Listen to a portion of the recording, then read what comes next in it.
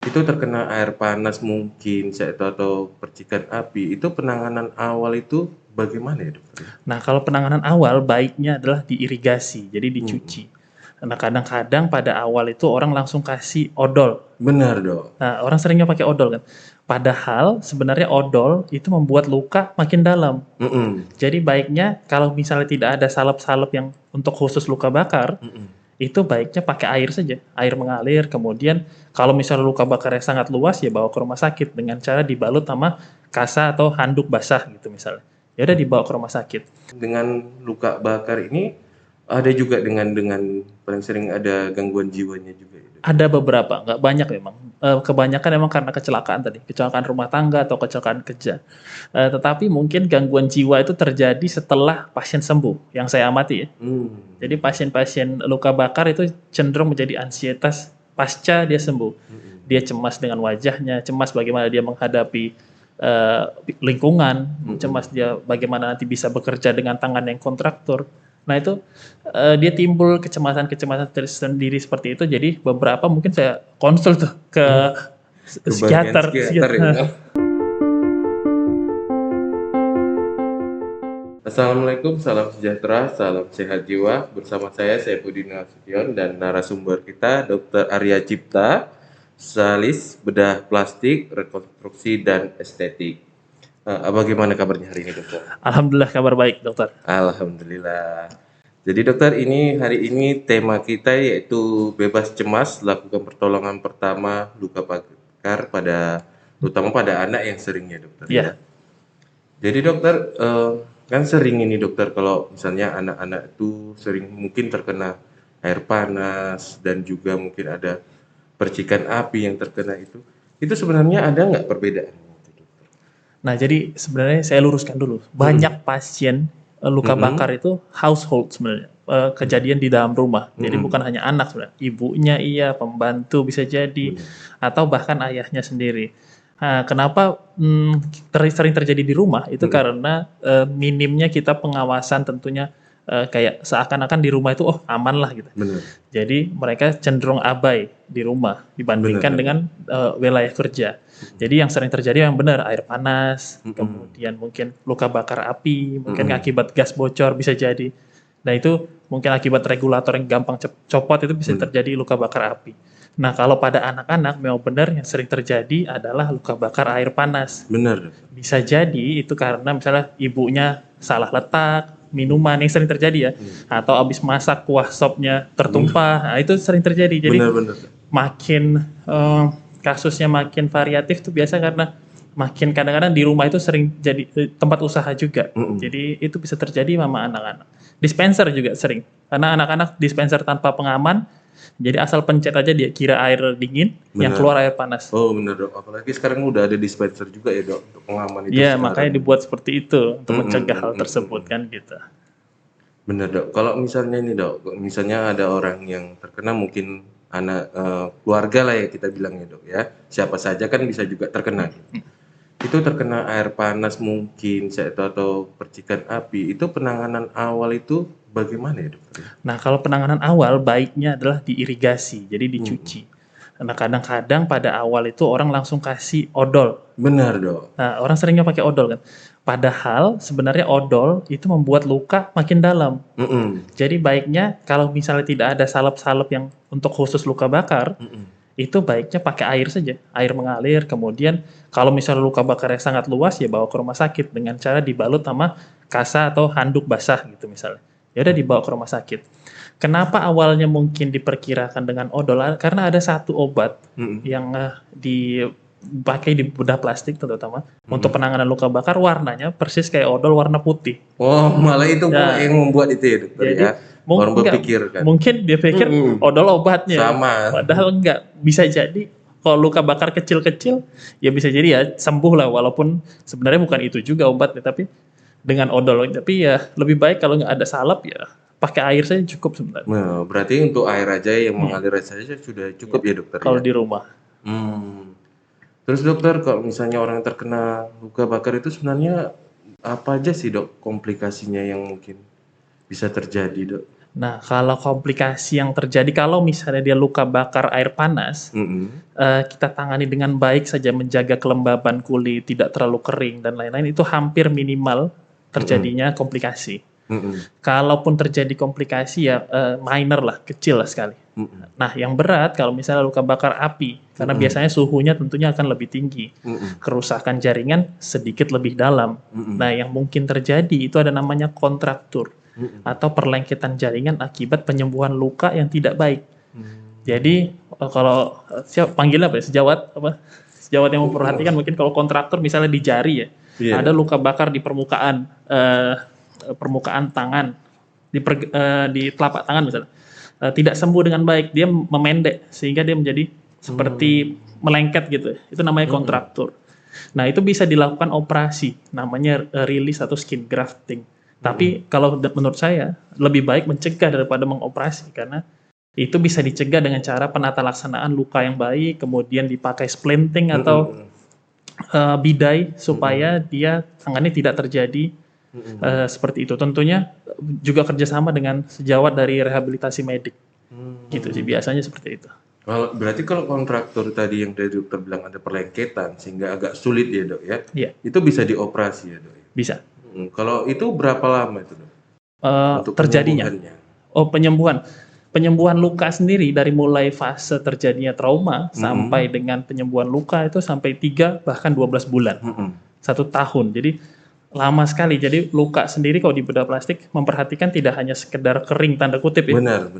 Tapi juga dia menjadi lembab, epitel atau permukaan kulitnya menjadi baik, ya seperti itu sampai 12 bulan itu. Nah, selama fase itulah kita harus jaga supaya pertumbuhan epitel tidak berlebih, tidak terjadi hiperkolagenisasi namanya, sehingga terjadi kontraktur tadi. Oh gitu ya dokter. Ya karena kan kita banyak mungkin penonton yang di rumah ini kan dokter ada mungkin kayak pengalaman misalnya luka bakar, dia seperti yang kayak tadi dokter terangkan adanya kontraktur. Mungkin udah lama itu walaupun udah lama masih bisa untuk operasi ya dok ya. Masih bisa. Jadi kalau untuk kontraktur sebenarnya tidak ada keterbatasan waktu ya. Tetapi biasanya bahkan pasien yang saya tangani itu sampai bertahun tuh. Hanya saja ada downside. Downside-nya artinya efek nggak kurang baik lah. Misalnya dengan udah bertahun-tahun tentunya sendinya yang tadi menyatu itu akan terbiasa dengan posisi yang salah. Jadi kalau kita operasi atau kita luruskan kembali itu bisa jadi terjadi mungkin patah bisa jadi atau pembuluh darahnya kurang adekuat atau tidak bagus perfusinya atau suplai darah ke ujung jari bisa jadi atau ke ujung tangan yang rusak tidak bagus. Jadi bisa jadi ada kerusakan di situ. Cuman pastinya bisa dilakukan hanya saja kalau misalnya terjadi kontraktur baiknya segera sih kalau saya. Segera langsung ya dok. Karena fungsi kan. Benar. Karena kalau udah kontraktur apalagi kalau tangan lengket gini agak susah juga ya dok ya. Saya itu kan dok yang kayak tadi yang dokter bilang banyak yang ngasih odol dan minyak bubut itu kan dok. Ada juga yang saya pernah lihat dok orang bawa itu dengan daun pisang dok. Betul. Itu bagaimana menurut dokter? Jadi bukan yang sering saya temui bahkan bukan hanya itu saja. Kadang pakai bumbu dapur, ada minyak goreng, ada pakai kecap. Jadi anaknya datang saya kirain luka bakar grade 3. Rupanya dikasih kecap sama emaknya. Jadi bukan hanya itu aja. Jadi orang-orang Indonesia ini memang cenderung kreatif atau nggak tahu lihat dari mana gitu. Jadi anaknya dijadiin bumbu dapur. Saya pikir jangan seperti itu kan kita sharing seperti ini maunya mudah-mudahan bisa dilihat oleh orang banyak kalau sebenarnya simpel saja sih penanganan awal sebelum masuk ke rumah sakit atau bisa perlu atau tidak masuk rumah sakit tangani awal ya pakai dengan air saja. Kalaupun nanti ke rumah sakit misalnya, waduh takut biayanya mahal, ya kan kita ada BPJS, semua tertanggung dengan BPJS. Kadang-kadang permasalahan orang Indonesia takut duluan tuh. Kalau misalnya tidak ada BPJS, kadang-kadang dibantu sama dinas sosial, jadi nggak usah takut dengan pembiayaan. Saya kira pemerintah kita sudah cukup bantu kok untuk hal-hal seperti itu. Berarti nggak usah takut lagi, nggak usah cemas lagi ya dokter ya. Terus kan dok, kadang-kadang kayak contoh lah kayak yang air panas itu kan dok, apalagi yang tadi dokter bilang ada grade-grade, ada mungkin kayak derajatnya ya dok ya, keparahannya itu. Ada sampai yang saya lihat itu seperti ada gelembung gitu dok, gelembung air. Itu sebenarnya boleh nggak dipecahkan? Nah, bagaimana? baiknya itu namanya gelembung atau bula, bahasa kedokteran itu bula. Eh, itu bisa dipecahkan, tetapi baiknya jangan dikelupas. Jadi dipecahkan boleh. Jadi misalnya ada itu isinya cairan kan. Jadi cairan yang keluar dari badan kita, tetapi tidak sampai pecah itu kulitnya, tapi di bawah kulit deh. Nah itu kita boleh pecahkan, tapi baiknya jangan langsung dibuang kulit deh. Dia dipertahankan itu sebagai namanya biological dressing atau kayak balutan dari tubuh sendiri. Oh, Jadi kan kulit kita ini sebagai barrier sebenarnya. iya, Jadi Dok. dia berfungsi untuk bantu kita supaya terjadi epitel baru atau kulit baru. Jadi jangan langsung dipecah. Nanti dia seiring waktu bisa terkelupas sendiri jika udah timbul atau tumbuh kulit baru di bawahnya. Oh, berarti boleh saja dipecah, tapi Iya, sebaiknya jangan kelupas. kelupas ya, Iya, dokter ya. Memang kadang-kadang orang-orang kan, Dok, pecahkan di itu kope. kope aja kan, Dok. Iya benar. Ini pelajaran yang menarik untuk kita semua, saya rasa.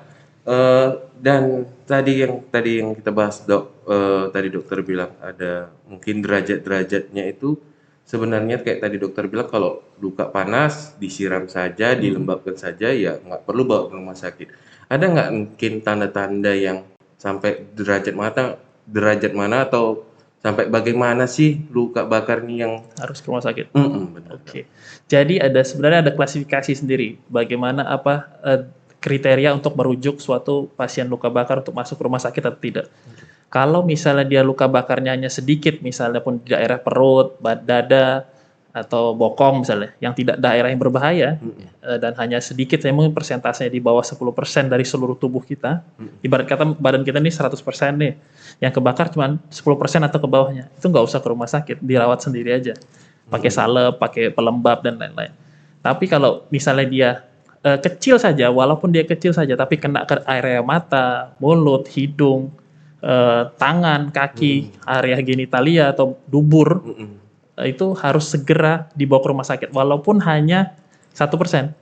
Jadi kalau misal 1% kena ke tangan tuh misalnya, itu bawa ke rumah sakit. Karena bahaya kan kalau misalnya salah penyembuhan, tadi bisa terjadi kontraktur. Ke kaki juga hal yang sama, kadang-kadang ke leher. Jadi pasien yang saya temui bukan hanya kontraktur tangan, kaki, leher, macam-macam, di ketiak ada, di kuping, di wajah sampai ketarik ke badan gini karena kontraktor. Jadi hal-hal yang seperti itu harus diperhatikan. Tentunya kalau luka bakar yang gede itu wajib lah ke rumah Iya, sakit benar, di atas 10% atau tadi yang kalau tadi ada bula itu derajat luka bakar yang 2 dari bawah. Jadi nggak terlalu bisa ditangani sendiri lah. Atau mungkin ke puskesmas atau klinik terdekat. Tapi kalau di atas itu baiknya ke rumah sakit. Berarti kalau misalnya tadi masih tergantung daerahnya juga ya, Dok ya. Ya, Kalau misalnya areanya. kena mata, Iya benar. hidung itu malah sebaiknya harus bawa ke rumah Ya, sakit benar. ya, Dok, supaya Emergency. untuk penanganan lebih lanjut. Benar. Kemudian, Dok, yang untuk misalnya nih untuk dioperasi selain kontraktur tadi, mungkin untuk operasi rekonstruksi ini luka bakar yang bagaimana sih, Dok? Jadi permasalahan utama dari luka bakar adalah kehilangan jaringan atau kerusakan organ terbesar dari tubuh kita, yaitu kulit. Nah, karena kulit itu organ terbesar kita ya. Kalau misalnya itu hilang atau rusak, tentunya kita harus ganti dengan kulit lagi. Atau donor yang masih sehat dari badan dia. Ada satu kasus di mana luka bakarnya terlalu luas. Misalnya luka bakarnya 90%.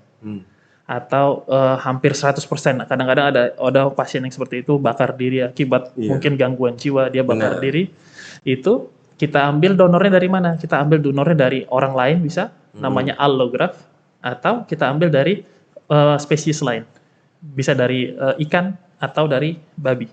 Oh, menarik sekali ya, Iya. Dok ya. Malah ikan barat saya baru tahu kalau mungkin donor dari orang lain mungkin bisa lah ya kan, Dok. Tapi kalau untuk ikan juga babi tadi itu bisa juga ya, Dok. Ada teknologinya untuk ikan, tapi memang kita tidak bisa berharap kulit itu tumbuh dari kulit ikan itu. Dia hanya membantu epitel saja dia.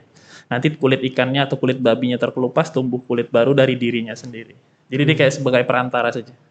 Oh, menarik sekali nih, Dok. Iya. Pembahasan kita ini. Memang kadang-kadang kan orang takut kan, Dok. Memang kalau misalnya kena apa nanti bagaimana lah ini, apa bisa lagi pulih enggak, terutama kayak cewek ya kan, Dok. Sekarang-sekarang ini kadang-kadang aduh bingung, apalagi di luka di daerah-daerah tertentu. Sebenarnya itu masih bagusnya sih kunjungi aja ya Dok ya ke Iya, bagian bedah plastik. benar. Mana tahu bisa kayak tadi dokter bilang sudah berapa lama pun tapi ya sebaiknya sesegera mungkin itu juga bisa diobati Dok. Benar. Kalau mungkin ini bincang-bincang sedikit Dok. Eh, kalau untuk pasien-pasien yang paling sering di dokter ini dengan luka bakar ini ada juga dengan paling sering ada gangguan jiwanya juga ya Dok. Ada beberapa, nggak banyak memang. Kebanyakan memang karena kecelakaan tadi, kecelakaan rumah tangga atau kecelakaan kerja. Tetapi mungkin gangguan jiwa itu terjadi setelah pasien sembuh, yang saya amati ya. Hmm. Jadi pasien-pasien luka bakar itu cenderung menjadi ansietas pasca dia sembuh. Mm-mm. Dia cemas dengan wajahnya, cemas bagaimana dia menghadapi eh, lingkungan, cemas Mm-mm. dia bagaimana nanti bisa bekerja dengan tangan yang kontraktur. Nah itu dia timbul kecemasan-kecemasan tersendiri seperti itu. Jadi beberapa mungkin saya konsul tuh ke Hmm. Ke bagian psikiater. psikiater ya Dok. Jadi itu terjadi bukan sebelum tapi sesudah. Oh Sesudah malah dia sembuh, sesudah sesudah banyak dia ya Dok. mulai beraktivitas. Kan Mm-mm. wajahnya belum langsung cantik tuh, masih perlu Mm-mm. penanganan dan lain-lain. Jadi cemasnya belakangan deh. Hmm, malah belakangan itu. Ini menarik sekali. Memang malah saya pikirnya sebelumnya ini malah sesudahnya. Iya, Memang karena proses yang begitu lama yang tadi dokter bilang 6 sampai 1 tahun. betul. Itu untuk semua luka bakar atau untuk kontraktur aja tadi dok? Untuk semua luka sebenarnya. Oh, semua Hal luka. penyembuhan tadi itu untuk semua luka, bukannya luka bakar, luka robek, luka gores, luka Hmm. tembak, apapun itu. Jadi penyembuhannya cukup panjang sampai dengan 12 bulan itu tadi. Oh, semuanya ya Semua dokter jenis ya. luka ya. Mungkin ini yang terakhir dok, mungkin ada dari dokter untuk himbauan ke para penonton di rumah untuk masalah luka bakar ini. Dok. Jadi kalau sekali lagi saya ingatkan untuk pemirsa atau eh, penonton yang nonton acara ini, semoga setelah mendengar ini dapat manfaat dan dapat dimanfaatkan, bermanfaat dan dapat dimanfaatkan. Jadi pada luka bakar itu yang terjadi, misalnya terjadi kejadian di rumah nih, yang penting di rumah ya. Kalau di lingkungan kerja biasa udah ada dokter. Kalau di rumah biasa kalau misalnya luka bakar jangan dikasih odol, jangan dikasih macam-macam, cukup air saja. Kemudian jika luka bakarnya kecil ya sudah dirawat sendiri di rumah itu tidak ada masalah. Tetapi jika luka bakarnya besar tentunya kita harus ke rumah sakit. Banyak orang yang takut ke rumah sakit karena masalah pembiayaan tentunya jika sekarang sudah banyak asuransi atau BPJS itu menanggung kok semuanya. Jadi jangan takut untuk berobat kalau misalnya diperlukan.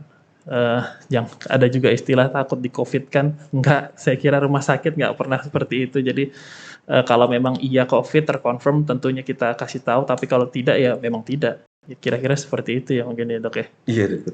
Terima kasih banyak dokter atas kehadirannya. Sama-sama, Mungkin terima ini kasih. kebetulan untuk dokter spesialisnya bedah plastik mungkin ada terutama wanita ya dok, Hmm, mbak wanita maupun pria yang masalah mungkin ada untuk ke estetik ya. itu bisa jumpa dokter di mana ini dokter? Oh, saya praktek di Adam Malik, di Mm-mm. rumah sakit Adam Malik ada, di rumah sakit Murni Teguh sama di klinik saya di The Clinic. Oh di klinik ya dokter? Yes. Oh, baik dokter. Mungkin nanti teman-teman di rumah kalau misalnya ada masalah estetik bisa jumpa langsung dengan dokter Arya Cipta di ada Manik maupun klinik di klinik ya dokter Yes, ya. benar. Untuk itu akhir kata saya ucapkan tiada kesehatan tanpa kesehatan jiwa. Salam sehat jiwa. Assalamualaikum warahmatullahi wabarakatuh.